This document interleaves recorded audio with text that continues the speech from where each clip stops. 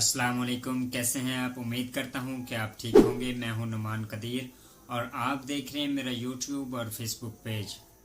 دوستو، آج میں آپ کے ساتھ سورۃ البقرہ کے فضائل و برکات شیئر کروں گا۔ سورۃ البقرہ کہاں نازل ہوئی اور سورۃ البقرہ کا نام بقرہ کیوں رکھا گیا، یہ سب آج میں آپ کو اس ویڈیو میں بتاؤں گا، تو لازمی آخر تک دیکھنا ہے، انشاءاللہ بہت فائدہ ہوگا۔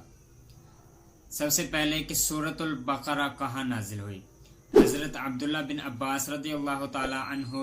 کے فرمان کے مطابق سورۃ البقرہ جو ہے وہ مدینہ المنورہ میں نازل ہوئی۔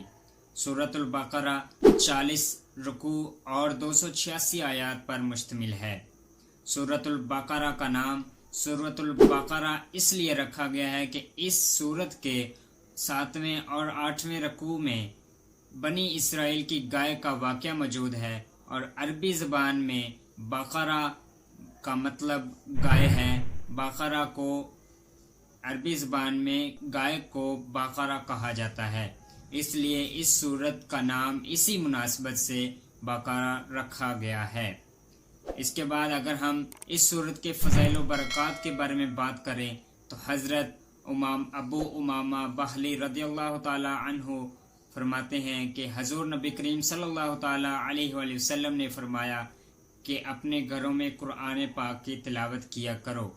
اور آپ صلی اللہ تعالی علیہ وآلہ وسلم نے یہ بھی ارشاد فرمایا کہ سورۃ البقرہ اور سورہ آل عمران کی تلاوت کیا کرو، یہ تمہیں بروز قیامت شفاعت کریں گی۔ اور حضرت ابو ہریرہ رضی اللہ تعالی عنہ سے روایت ہے کہ آپ صلی اللہ تعالی علیہ وآلہ وسلم نے ارشاد فرمایا کہ اپنے گھروں کو قبرستان نہ بناؤ، مطلب یہ کہ اپنے گھروں میں عبادت کیا کرو۔ اور اس کے علاوہ آپ صلی اللہ تعالی علیہ وآلہ وسلم نے سورۃ البقرہ پڑھنے کے بارے میں کہا کہ سورۃ البقرہ جس گھر میں پڑھی جاتی ہے اس گھر سے شیطان دور ہو جاتا ہے۔ اور ایک اور جگہ حضرت ابو ہریرہ رضی اللہ تعالی عنہ سے روایت ہے کہ آپ صلی اللہ تعالی علیہ وآلہ وسلم نے فرمایا کہ ہر چیز کی ایک بلندی ہوتی ہے، ہر چیز کی ایک بلندی ہوتی ہے، قرآن پاک کی بلندی جو ہے وہ سورۃ البقرہ ہے، اور سورۃ البقرہ کی جو بلندی ہے، سورۃ البقرہ کی جو خوبصورت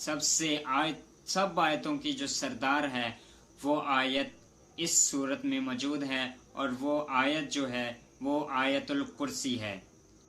حضرت ابو مسعود رضی اللہ تعالی عنہ سے روایت ہے کہ آپ صلی اللہ تعالی علیہ وآلہ وسلم نے فرمایا کہ جو شخص سورۃ البقرہ کی آخری 2 آیتیں پڑھ لیا کرے گا اس کو مصیبتیں پریشانیاں انشاءاللہ نہیں آئیں گی۔ اور ایک اور جگہ حضرت سہل بن سعدی رضی اللہ تعالی عنہ سے روایت ہے کہ آپ صلی اللہ تعالی علیہ وآلہ وسلم نے فرمایا کہ جو شخص دن کے وقت سورۃ البقرہ کی تلاوت کرے گا 3 دن تک اس کے گھر سے شیطان دور رہے گا، اور